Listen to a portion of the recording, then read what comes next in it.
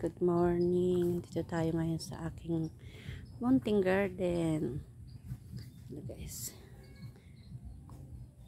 Yan. Malaki na yung kamatis.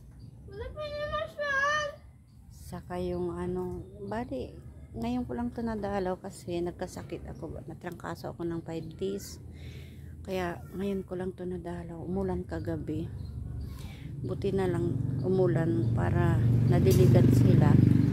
Hindi ko to kasi nadiligan ng ilang araw eh. Nagkasakit po ako, natrangkaso ako. Ang sakit ng mga buto-buto ko. Talaga pati nakatayo, di ako makatayo. Ayan guys, so may bulaklak na. Ay yung kalawa, yun ba yun? Papaya. Yun. Siya.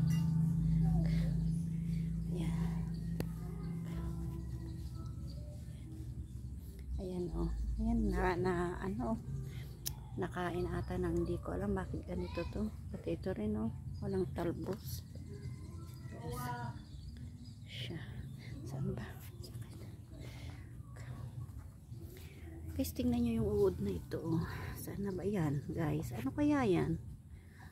Dami yan lumalabas eh. Nakakatakot. Ayan guys oh. Ayan tingnan. Naubos na ng hindi ko alam kung anong nakaubos. Tingnan mo guys oh. Yung mga uod. Yan.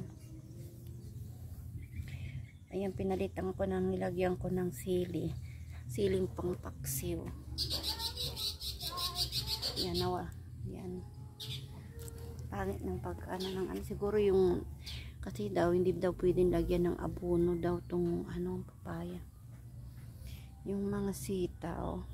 Inalis ko na rin kasi pangit yung pagka, tubo niya. Ayan oh.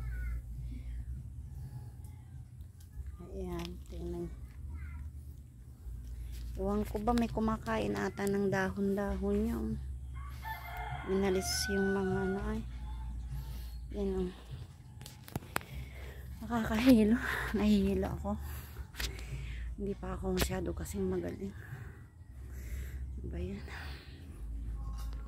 Yan oh. Yan guys. Malaki na sila. Yung ay yung papaya, hindi ko na naitanim. Hindi ko naharap kasi. 5 days na nagtrangkaso ako pero yun ngayon, ito lang, lumabas lang ako sa bahay. Tinignan ko tayo umulan kasi kagabi. Kaya tinignan ko, chinik ko kung okay sila. Ayan. Ayan, may bulaklak na din. Ito lang yung maganda yung pagkakatubo niya oh. Nakasita. Hindi masyado maganda. Ayan ang maganda sa tingin ko. Pero yung iba sinabi na pangit daw. Yung bini na nabili ko.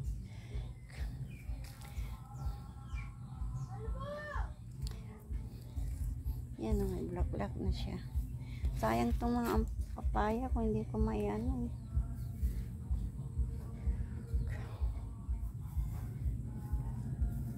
Tamo guys. Yan.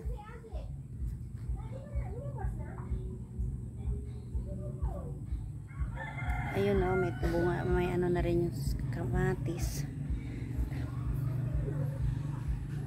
Tingnan mo guys, pinaano ko tobacco ko pinaalis ko yung kasi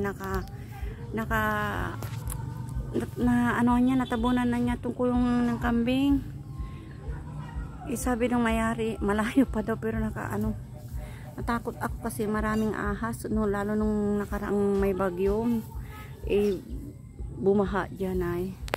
Kaya natakot ako may ahas na dun sa tiris. Kaya sabi ko palinisan. Hindi ko pa kasi naharap-harap ngayon. Dahil nga nagkasakit tayo. Nagkasakit ako.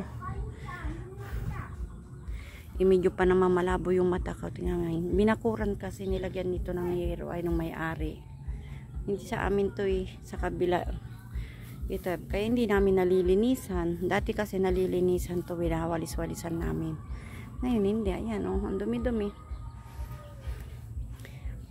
Nagpaalam ako na alisin ko na lang muna to ayaw pa nila sabi ko hindi ko alisin kasi lumalaylay na sa kuryente. Ito na sa kuryente na yun ay lumalaylay yung ibang kawayan kaya ayun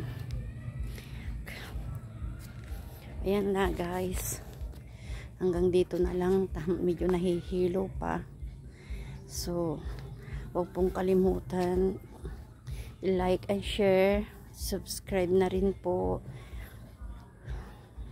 Maraming salamat po. Maraming salamat po sa inyo. Subscribe, like, and share.